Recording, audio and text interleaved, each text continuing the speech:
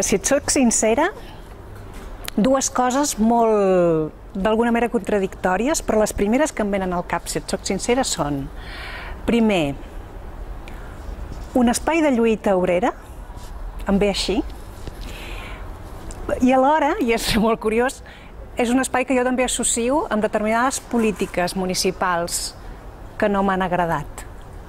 D'acord? Vull dir que són dos aspectes molt... que tampoc no tenen...